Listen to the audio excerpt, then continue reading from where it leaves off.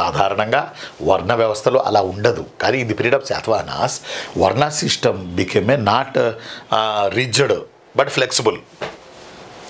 ఒక దాంట్లో నుంచి మరో దాంట్లోకి మారొచ్చు కళ్యాణి.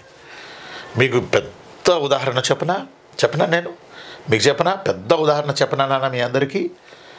శాతవాహనులు బ్రాహ్మిన్స్, వాళ్ళు రూలర్స్ కాదు.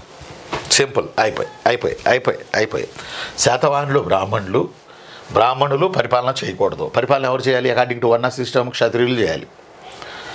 బ్రాహ్మణుడు ఏమంటాం, వర్ణ వ్యవస్థలో పెద్ద అని అనుకున్నప్పుడు అప్పటి సంప్రదాయం ప్రకారం బ్రాహ్మణుడు గురువుగా, మంత్రిగా బ్రాహ్మణుడు ఉంటాడు.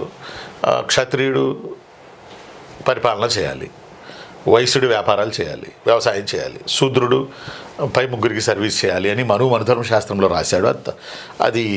అది మంచి పద్ధతి కాదు, అది మనం ఖండించాలి. బట్ ఆ రోజున్న పరిస్థితుల్లో వాళ్ళు రాయడం జరిగింది. వర్ణ వ్యవస్థ నేను ఖండిస్తా, నేను ఒప్పుకున్న వర్ణ వ్యవస్థని.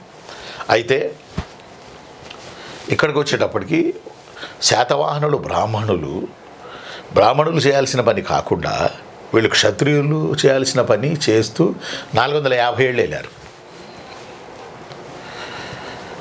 క్షత్రియులే ఆశ్చర్యపోయేటట్టుగా, క్షత్రియులే అదిరిపోయేటట్టుగా దెరువులు 450 years బ్రాహ్మణుల ఎజెండాలో పరిపాలన లేదు.